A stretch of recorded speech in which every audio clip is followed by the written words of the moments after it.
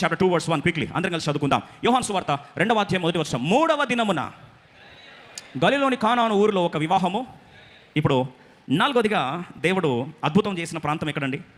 వివాహము అనే ప్రాంతంలో. ఏ రోజు? బిగ్గర చెప్పండి. 3వ రోజు. అద్భుతం ఏంటంటే ప్రభు చేసిన మొట్టమొదటి సూచక్రియ దేంట్లో చేశాడండి? కానా విందులో, వివాహంలోనే చేశాడు.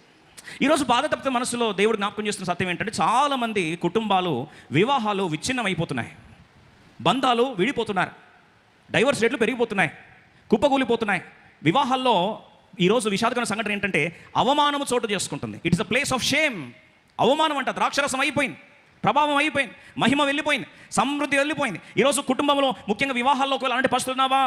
ప్రభు జ్ఞాపకం చేస్తున్నాడు. God wants to restore your marriage. God wants to revive your marriage. నీ వివాహాన్ని తిరిగి ఉజ్జీవించాలని దేవుడు ఆశపడుతున్నాడు. ఈ మాట దేవుడు ఈ సంవత్సరం నెరవేర్చునుగాక. కొంతమంది వివాహంలో ఎదురు చూస్తున్న వారు ఉన్నారు. అంటే వివాహము అనే ఆ యొక్క వలయంలోకి ఇంకా ఎంటర్ కాని వాళ్ళు ఉన్నారు. 127 కీర్తన 1వ వచనం రాస్తుంది, యెహోవా ఇల్లు కట్టించని కట్టువని ప్రయాసము. ఈరోజు ఒకవేళ ఈ సంవత్సరం ప్రభా నాకు వివాహం జరుగుతుందా అని ఎదురు చూస్తున్నట్లయితే ఈరోజు ఈ వాగ్దానము దేవుడు నీ జీవితంలో నెరవేర్చునుగాక. అందుకొరకే ముఖ్యంగా ప్రభు జ్ఞాపకం చేస్తున్న సత్యం ఏంటంటే వివాహములో కూడా సమకూర్పునిస్తాను, నీకు అక్కర తీరుస్తాను, నీ వివాహం విషయంలో కూడా నేను స్థిరపరుస్తానని చెప్పిన మాట దేవుడు ఈ సంవత్సరము కార్యసిద్ధిగా మార్చునుగాక.